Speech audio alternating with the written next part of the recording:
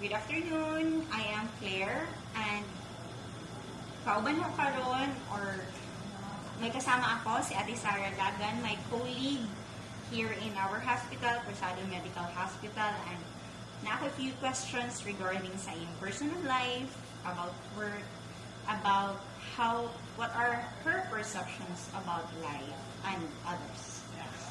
So, mag-start na ta?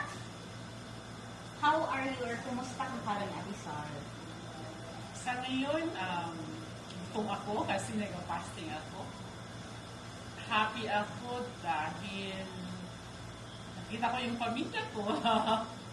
And then, happy ako kasi kahit nag-fasting ako, nag-serve ako sa community. I mean, sa may constituent ng ticket. Kahit nag-fasting ako. Fasting, speaking of fasting or para sa Ramadan, ano pala yung Ramadan? Ramadan is a holy month. Ang Ramadan kasi parang holy month na yan siya.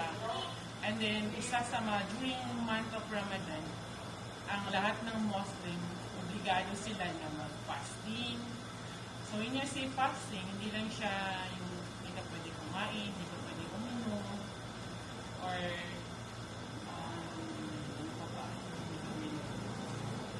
Hindi rin pwede magsalita ng bad words. hindi ka pwede magsalita ng mga bad words, or kahit man lang magkipag-chismis, bawal mo. Pwedeng gumala. Gumala, usually, hindi rin siya. Kasi pag makainom ka yan, pag hindi rin siya masyado importante, hindi siya pwede.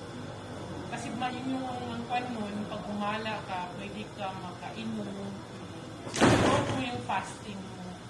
So, kung pwede lang, mag-stay ka lang ng bahay kung wala ka man ng importante lang.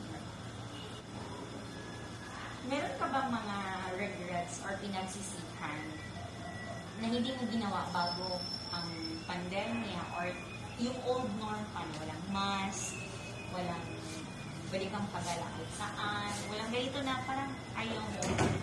Siguro yung kasi, actually yung last year, nag-anak ko na mag-outcome, na actually may budget na nga eh.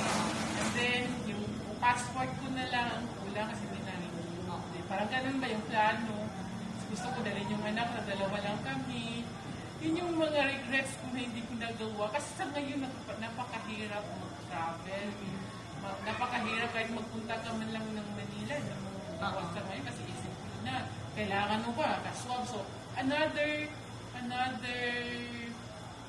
hindrance yun siya sa travel mo, yung magpaswab ka, na in the essence na kailangan mo rin gawin.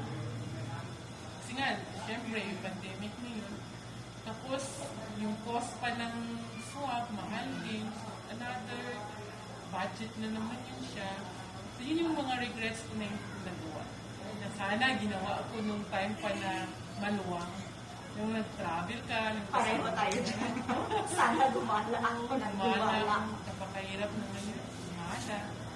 Yun yung mga regrets ko na. Kasi nung bago magdating yung pandemic, last year ata. Sabi ko sana kung punta tayo ng kasi yung Hong Kong, kaya pa tayo. Actually, may budget na ako para doon. Kaya lang, wala na. Pati yung COVID, wala na. Sa ngayon na-adapt mo na or naka-cope ka na sa pandemic, na-adjust mo na yung sarili mo, tapos may ga-observe ka din ng fasting para sa Ramadan, whole month ito, di ba? So, ano yung message mo para sa kapwa mo frontliner, kapwa mo Maguindanaoan or Muslim, na isa rin may bahay, isa rin may kagaya mo na din, or yung parang paano mo minamanage ang time or anong message mo pa sa kanila para ma-inspire din sila na mag-observe ng Ramadan, tas to do always precautionary measures. So, anong mga words of wisdom para sa kanila? Kung may fellow, frontliners, mothers, Muslims, kwan lang, pray, walk. Make it a habit na kasi sabi nga nila, according sa mga ustads, pag bago ka daw mag-break ng fast mo, sa araw na yun, make a dua daw. Kasi parang kausap mo doon yung Dua si is Allah. prayer. Pray, parang pray ka. So, gawin mo, habit yun siya sa during month of Ramadan na sana safe tayo lahat, sana guilty tayo sa lahat-lahat, para at least ma-prevent na itong COVID, tapos magkakla na tayo. Oh, diba? Okay, thank you for answering the questions. Dili ko maka-shake hands, dili ko maka-hi na lang. Thank you. Yeah, Thank you so welcome. much. And that ends my interview with my colleague, Ate Sarah. Thank you.